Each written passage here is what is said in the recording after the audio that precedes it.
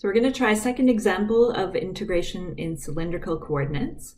We're told that the solid bounded by z equal 3 times x squared plus y squared and z equal 4 minus x squared minus y squared has density equal 1 and its mass is 2 pi.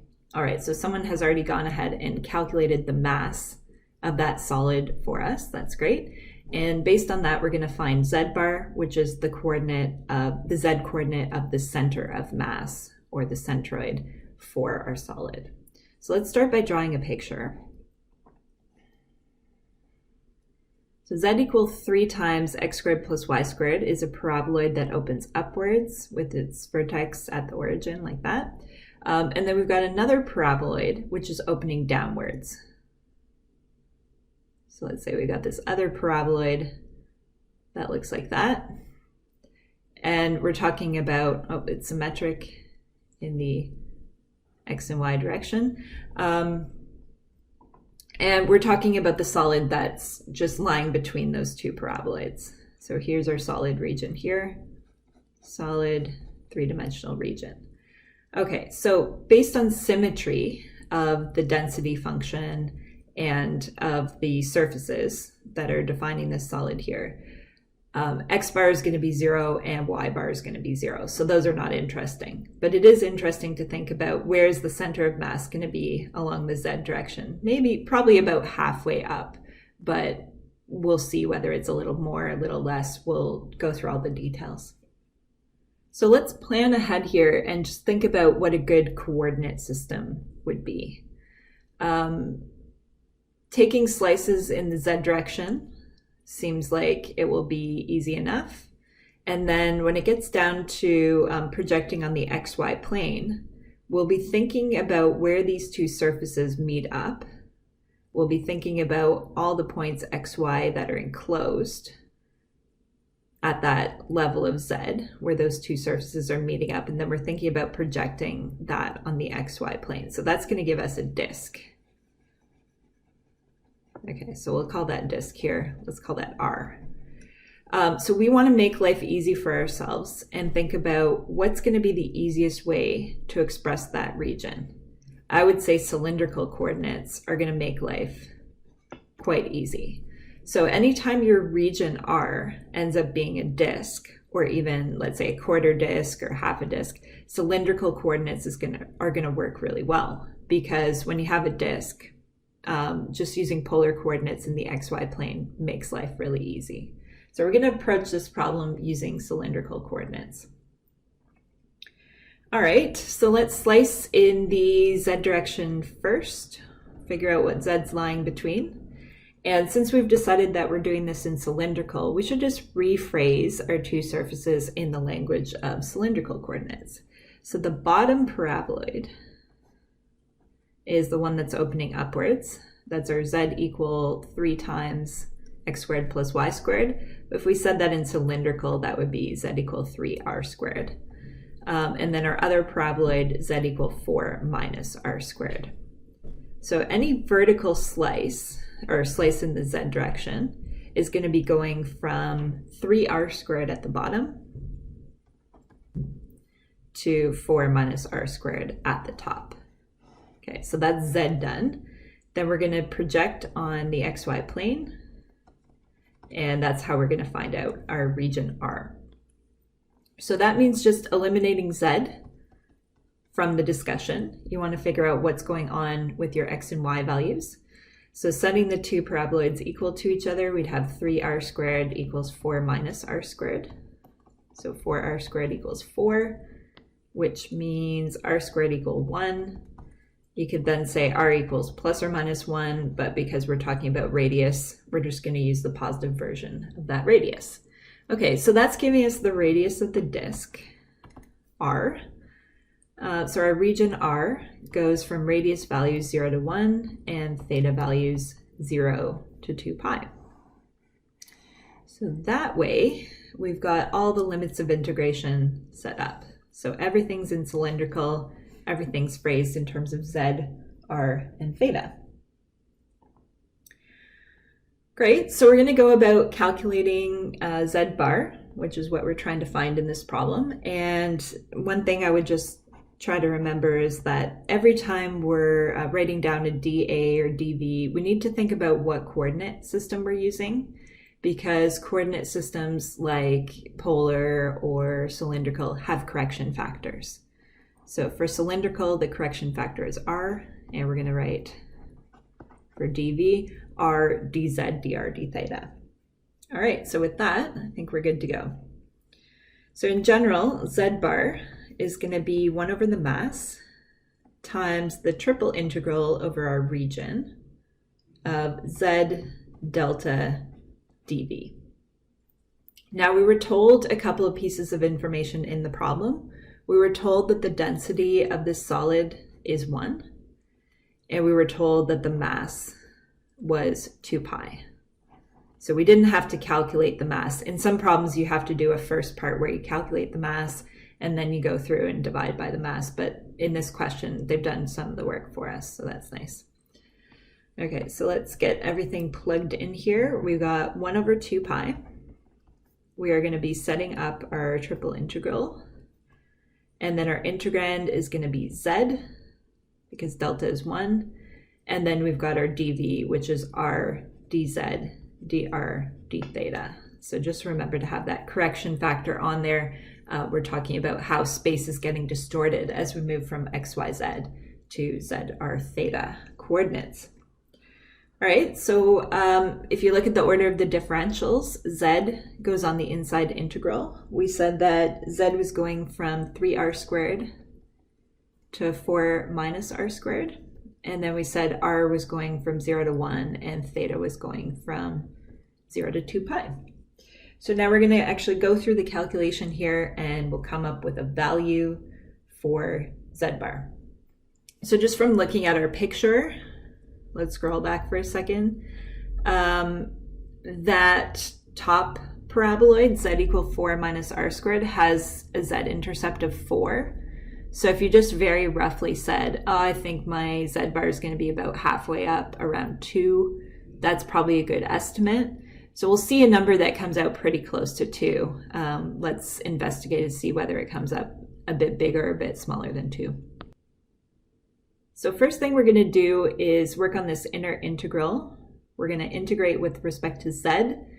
R and theta are constants when we're doing that integration. Okay, so we got 1 over 2 pi, integral from 0 to 2 pi, integral from 0 to 1, dr d theta, and then that zr is going to get integrated. Okay, well, the r is just a constant, so it'll stay where it is. Integrating z, you get z squared over 2. So I would be tempted just to put the over 2 out in front and make this 1 over 4 pi, just so things don't get too cluttered. So we've now got 1 over 4 pi in front, and then we've got this z squared r that needs to get evaluated at z equal 4 minus r squared, and then z equal 3r squared. So let's get that evaluation done before we do our next step of integration. Okay, so getting our evaluation done, we're going to have r times some stuff. I'm just going to put the r in front so we don't forget about it.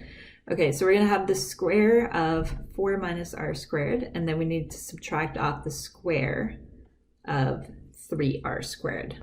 So let's get this part cleaned up.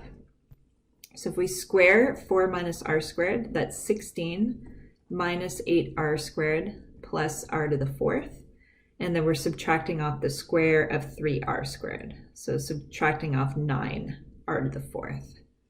Okay, and then you could even collect some like terms and say r to the 4th minus 9r to the 4th is minus 8r to the 4th.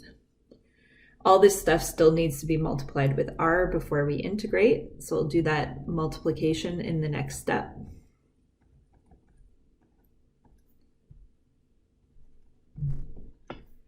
So actually multiplying out, we'd have 16r minus 8r cubed, and then minus an 8r to the 5th.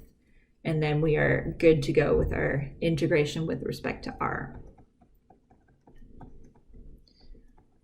Okay, so keep the outside integral and differential on there and doing our integration now. So we'd have 8r squared minus 2r to the 4th And then this would be minus 8 r to the 6 over 6. And let's just fix up this coefficient. Let's call that minus 4/3 r to the 6, just to make life a little easier for when we go to evaluate that. So this still has to get evaluated at r equal 1 and r equals 0. So let's do that, getting into the home stretch here. So we got our 1 over 4 pi, still got our integral with respect to theta on there, and we're going to do our evaluation. So plugging in r equal 1, we'd have 8 minus 2 minus 4/3.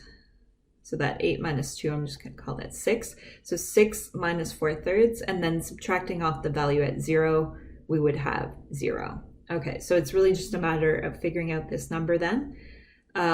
Let's put the 6 over 3 and call that 18 over 3. So 18 over 3 minus 4 over 3, we got 14 over 3 is what we're looking at. So we got 1 over 4 pi integral from 0 to 2 pi, 14 over 3 d theta.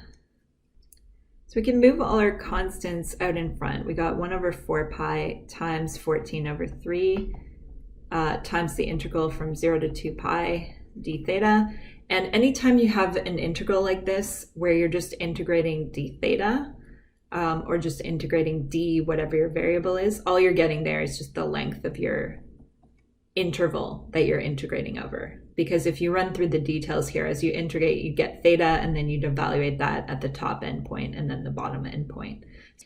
Okay, so having done that, we are pretty much done here. So we got this 2 pi divided by 4 pi. So if we cancel out a factor of 2 pi there, we've got a 2 on the bottom. And so we've got like 14 over 6, or in other words, 7 over 3. So that makes sense to me. We said that our z coordinate for a center of mass would be around 2. Turns out it's a little bit bigger than 2 because you've got a bit more of the mass stacked near the top, just due to the relative radius in these two different paraboloids. So there we go. We figured out how to do a z-bar calculation in 3D, and we also practiced this idea of converting to cylindrical coordinates, which is going to be really useful when your region R in the xy plane is something like a disk. We're going to do one more example of integration in cylindrical coordinates. So let's consider the solid bounded by z equal root x squared plus y squared and z equal root 3. We're told that the solid has density 1/2, so constant density, and we want to set up a triple integral for I sub x plus I sub y plus I sub z. So these expressions here, I sub x, those are moments of inertia with respect to the various axes. So what we want to do is sum up the 3 moments of inertia to get an expression. Okay, let's draw a picture of our solid. So we've got a cone, z equal root x squared plus y squared, and that's being cut off by a horizontal plane. So there's our z equal root 3, and on the bottom here we've got this cone z equal root x squared plus y squared. Okay, and we're talking about the solid that's enclosed by the cone and the plane. So there's a picture of our solid there. All right, we want to set up a triple integral for I sub x plus I sub y plus I sub z. So let's just start by writing down what those quantities are. So I sub x is going to be a triple integral over our solid of y squared plus z squared times the density times dv. And in a similar way, I sub y and I sub z are just going to involve a sum of squares of the other 2 variables. So for I sub y, it's going to be x squared plus z squared times density times dv that's getting integrated. And for I sub z, it'll be x squared plus y squared delta dv that's getting integrated over our solid.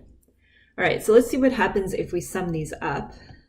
So I sub x plus I sub y plus I sub z. Well, certainly going to be a triple integral. If we imagine adding up this quantity plus that quantity plus that quantity, you could essentially factor the delta dv out of that. And then if you think about how the sum of squares are going to add up, well, you'd have 2x squared plus 2y squared plus 2z squared in those brackets there. So that's what the sum is going to look like as we add up those different moments of inertia. Okay, now we could factor this and we could say, well, that's really 2 times x squared plus y squared plus z squared. And that would work particularly well because we were told in the problem that delta has constant density of 1/2. So that delta is just going to perfectly cancel with that to make things really nice. Okay, so now we've reduced the problem to basically saying we've got this triple integral of x squared plus y squared plus z squared dv. And to get that set up, we just need to efficiently write down our limits of integration. So that's really now what the problem is going to come down to, is figuring out those limits of integration. So let's scroll back to our picture and we'll decide on a good coordinate system. Well, slicing in the z direction seems like it will work well. What the issue will be is just how to figure out the x and y coordinates. So if we think about projecting this solid here, projected onto the xy plane, imagine you were standing up here at a high z value, maybe just shining a flashlight or something down on your solid, straight down. The shadow of your solid is going to look like a disk in the xy plane. And that's corresponding to the x and y values that you're capturing at the level where your two surfaces meet up. So you're just looking at the widest point of your solid, which is where the surfaces meet up, and all the x and y values that would be captured within the solid at that level. So those are all the x and y values that we'll need to integrate over as we compute this volume. Okay, now when this region R of the xy plane is a disk, cylindrical coordinates are going to work really well. So let's approach this problem in cylindrical. Okay, I'll draw another picture of our solid just beside here so that we can get our limits set up efficiently. So we've got a cone, and that's meeting up with a horizontal plane that's just cutting this cone off at the top. And we'll write down our equations. So the plane at the top was z equal √3, and the cone z equal root x squared plus y squared. And if we decide we're doing this in cylindrical, then we would just call that cone z equal r in cylindrical. Okay, so let's first slice in the z direction. Imagine just taking a slice, going that way. We'll write down what our z values are ranging between. So they would be going from r at the bottom to √3 at the top. Okay, and then we need to think about our region R in the xy plane,